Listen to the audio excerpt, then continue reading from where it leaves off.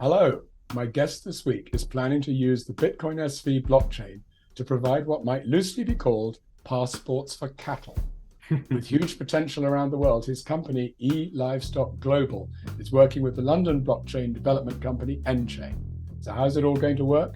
I'm looking forward to finding out from CEO Chris Light. So hi Chris, and welcome to the show. Thank you, Charles. Pleasure to be here.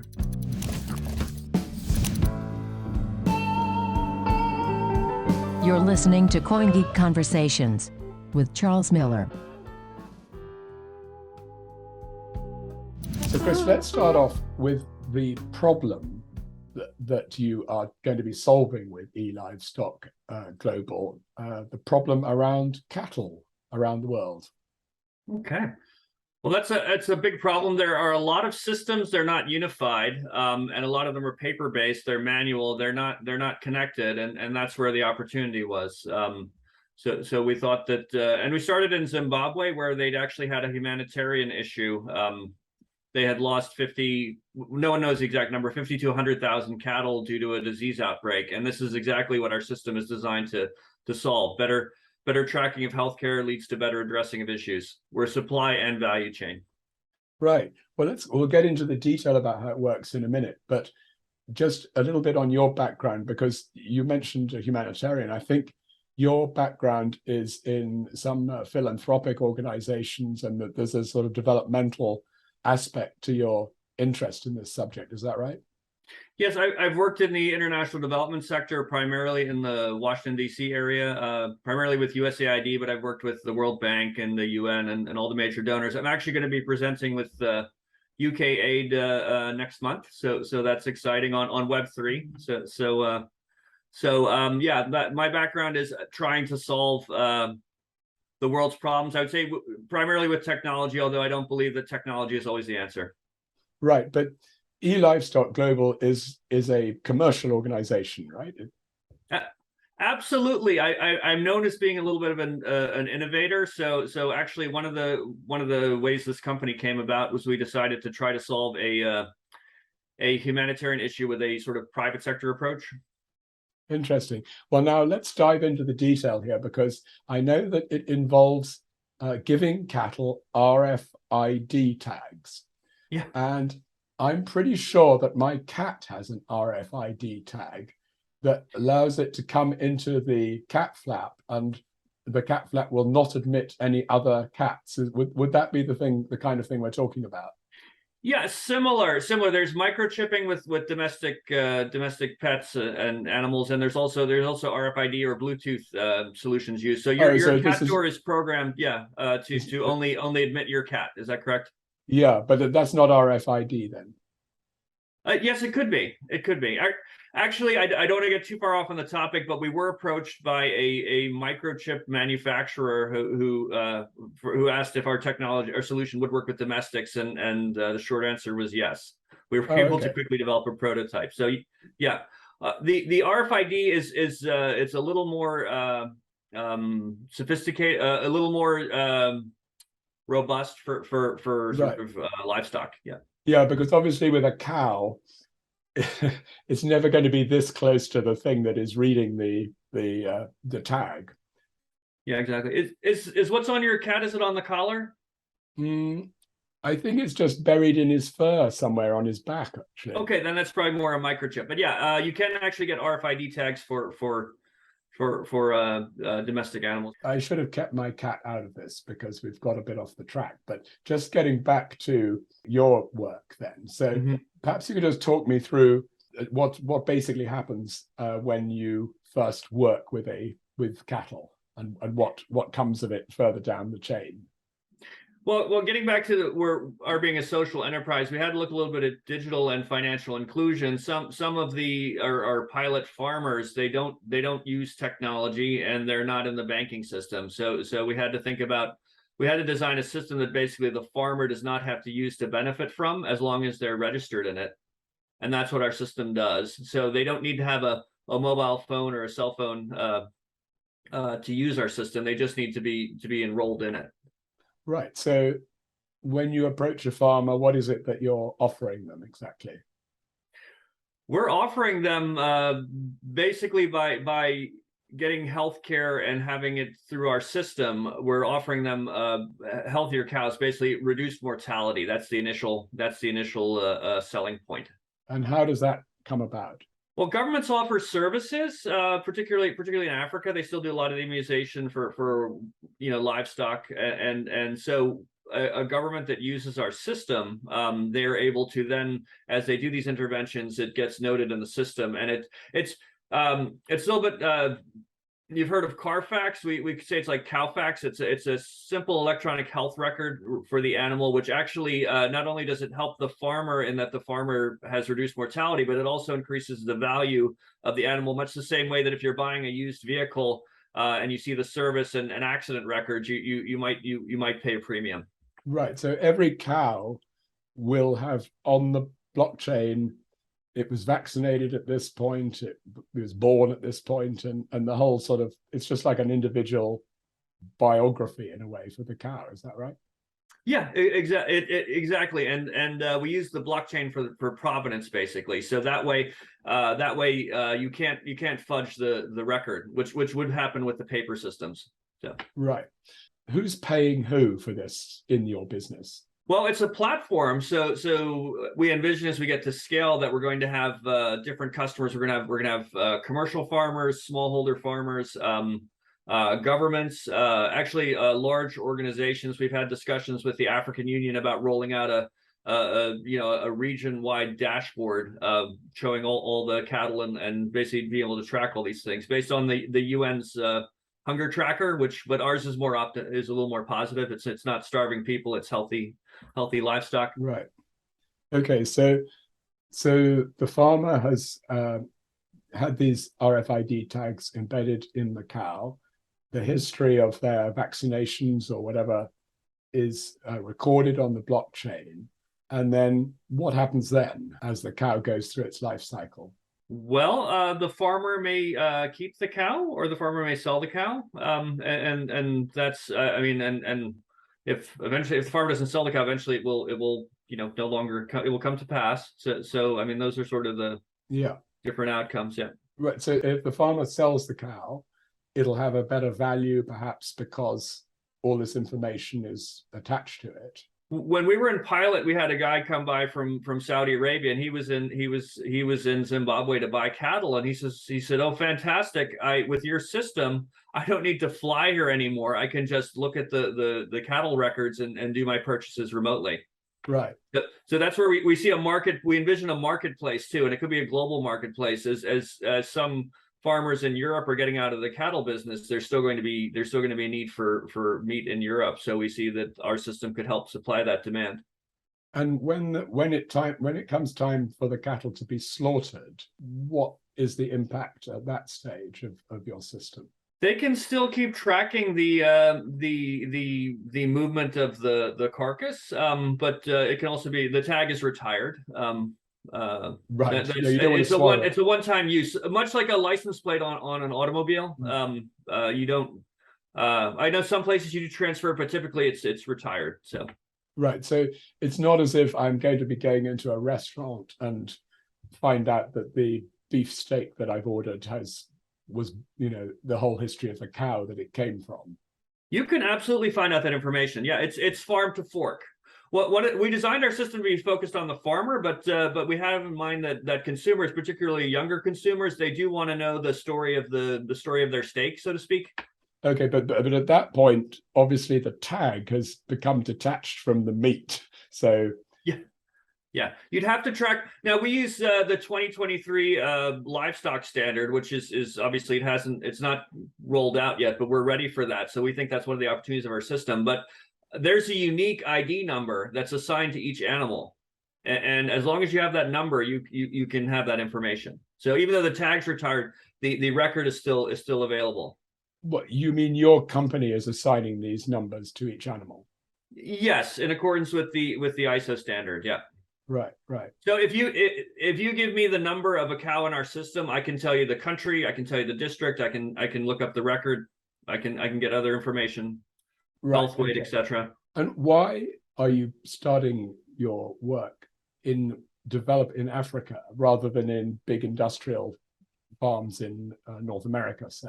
Well, we do have global in the name, but we thought being a social enterprise, also with my background and also the initial opportunity, those were all within Africa. So we thought why not? And it also demonstrates a model of how you can solve things from a private sector perspective. So. Right. And so what stage have you got to with rolling this out? We're going into 4 countries. Our initial pilot was just 1 and 10,000 animals. Now we have access to a market of livestock of up to 25 million. So that's a good that we've got room to grow. Now our system also works with other livestock. We just started with the cows because they're the highest value animal, but it also works with sheep and pigs and goats. So our system's ready to do that. Chickens? Everyone mentions chickens. My co-founder. You can trace chickens, but the cost models are different, and also the lifespan and et cetera, et cetera. So yes, there are many, and actually we're looking at other commodities within the value chains as well. So that's one of the nice things. We're less Bitcoin, and we're more that we think blockchain is very good. We're less crypto, I should say, when we're more that we think that blockchain is very good with value and supply chains. So yeah, I noticed on your website that you have sort of gone out of your way to distance yourself from Bitcoin, what people think of Bitcoin as being associated with. And perhaps that's a bit of a no-no when it comes to interesting people in the project, does it? You really don't, you want them to think about blockchain, but not Bitcoin. Yeah, crypto can be controversial. So that's part of what we're really about traceability. And my background is a little bit financial payment systems. Like I built the payment network in Armenia in the 1990s, which was a national payment system. That was more smart cards, whereas now we're looking at smart contracts. But yeah, we're less about currency. Right. Well, but you are working with nChain, which is the blockchain development business in London. Can you tell me a bit about how you work with them and what's going to come out of that?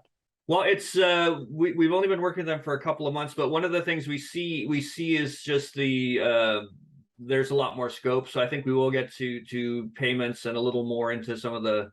We're going to be a little less supply and value chain specific and a little more or sort of value add, but a lot of this is ongoing. So perhaps if we meet in 6 months, there'll be more public announcements. Right. So do you think that, is there a vision of one day you can actually trade these animals on the blockchain as the whole buying and selling could happen?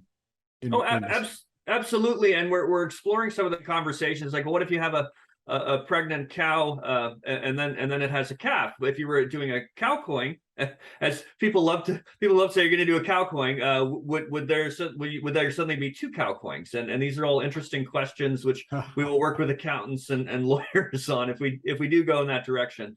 And it's possible. Certainly, I could see a scenario where we are operating on a stable coin because a stable coin would be a more stable currency than some of the countries we operate in.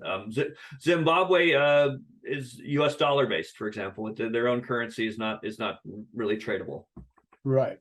I'm also thinking of the Facebook-based game Farmville that was very popular a few years ago. And maybe you could come up with a sort of like digital version of the entire herd of cattle, and I could sort of watch them all on my Farmville animation version. Yeah, we are thinking, particularly with nChain, who does have scope in the gaming industry. We are thinking about ways to sort of reward farmers for doing all the right things. So there are, much like with, I don't want to say people and immunizations, but there are good things to do for cattle that a farmer should could be pre-rewarded on, not just at the point of sale. Keeping if you can have these certified or green areas where there aren't certain diseases, then it sort of benefits everybody. There's broad benefits. So the question is, how do you incentivize the farmer to do that? And perhaps there will be some sort of gaming. Right. But yeah, it's interesting that you mentioned that the farmers that you're working with in some of these countries, they don't have a phone or computer or whatever. So basically they are looking after the animals, but vets or other people will come in and add the information to the blockchain. Is that how it works? Yes, it's a little bit like when a human goes to the doctor. We don't typically update our own health records. We have the professional do that. Yeah. Okay. How long? How long have you been working on this? Is this a sort of a dream you've had for years that is coming to fruition, or what? This all sort of came about in the summer of 2019, which was we're sort of a pandemic business. Like I think we're one of the businesses that's coming strong out of lockdown. But it sort of happened over the summer of 2019. I was giving as I mentioned, I'm a development professional and a known technologist. I was giving a lightning talk on blockchain, and my other founder was actually in Colorado working with beef, and we started talking from there, beef and blockchain, or livestock and blockchain, and that's sort of how it came about. So, and of course we're a lot of people in the blockchain space are sort of space obsessed, but it was also the 50th anniversary of the moon landing, so it just seemed sort of things just kind of meshed together. I don't know have you come across a Bitcoin SV based business called Unisoft?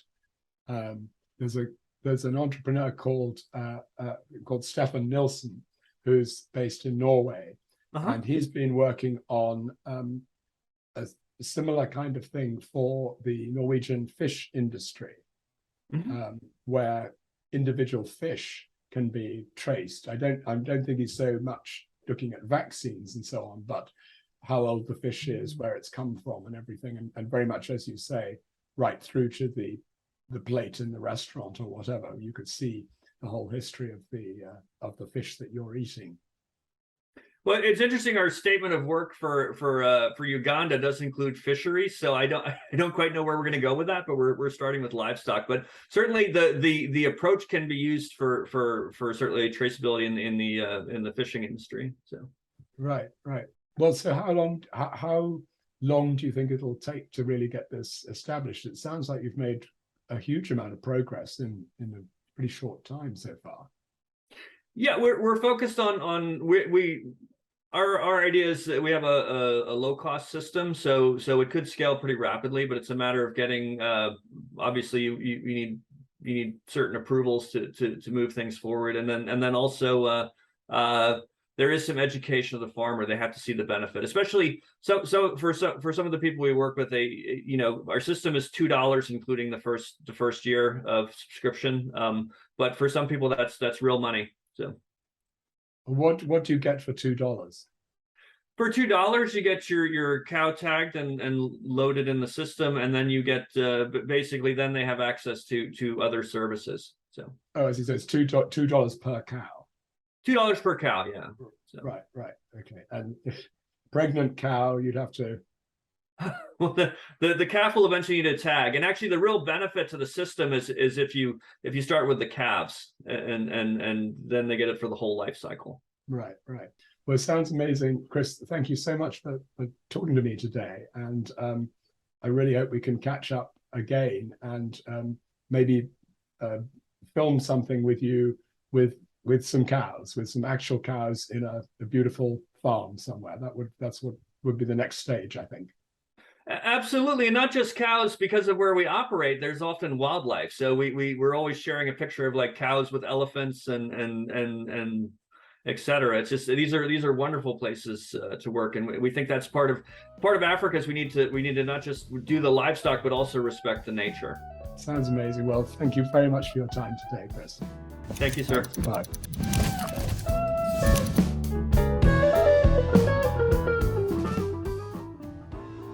Thanks very much to Chris Light. Next week, I'll be talking to Bernhard Muller, who has a long history of interest in Bitcoin and is turning that to practical effect with his BSV wallet, Centi. So please join Bernhard and me, Charles Miller, for another CoinGeek conversation. Until then, thanks very much for listening, and goodbye.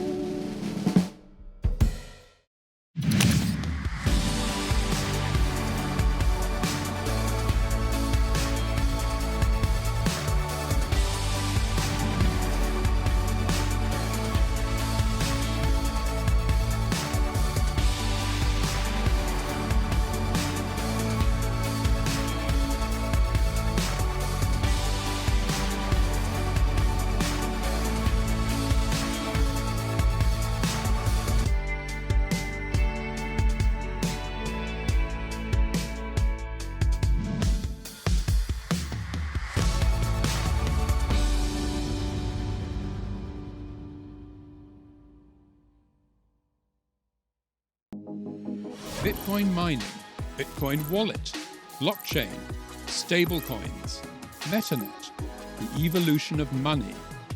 Everybody is talking about Bitcoin today, but what exactly is it? Learn the basics from experts.